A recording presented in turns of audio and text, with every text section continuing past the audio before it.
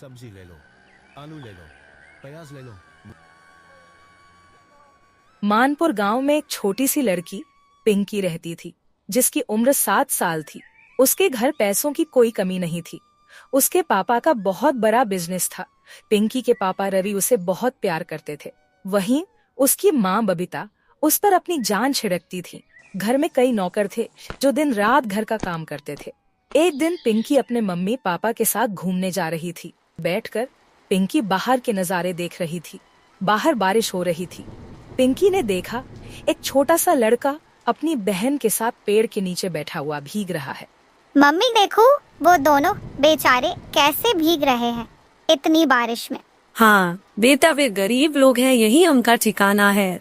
लेकिन मम्मी ऐसा क्यों? हमारे पास तो इतना बड़ा घर है, कार है, और इनके पास सर छुपाने के लिए कुछ भी नहीं। बेटी, ये सब इनकी किस्मत से मिला है, और हमें जो भी मिला है हमारी किस्मत से मिला है।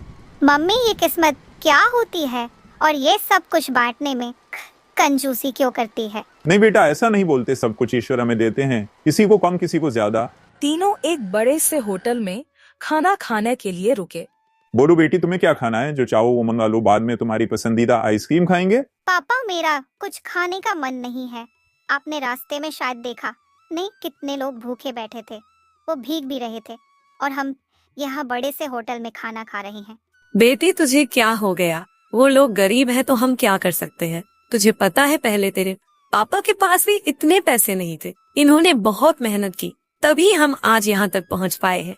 लेकिन मम्मी, हम कुछ लोगों की मदद तो कर सकते हैं जिससे वे दुखी ना रहें।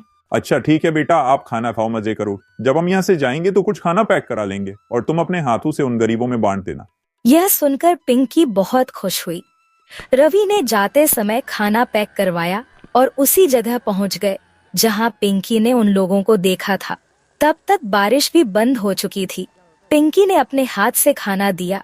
वह कुछ आगे चली तो एक छोटा सा बच्चा अपनी माँ के पास जमीन में लेटा था। पिंकी ने कुछ खाना उनको भी दे दिया। वह छोटा सा बच्चा पिंकी की ओर हाथ बढ़ाने लगा। पिंकी उसकी ओर बढ़ी, तभी बबीता ने उसे रोक दिया। बेटी, क्या कर रही हो? देखो वो कितने गंदे कपड़े पहने हैं। तुम्हारे कपड़े गंदे हो जाते। चलो यहाँ से। मम्मी, मैं इस बच्चे के साथ खेलूंगी।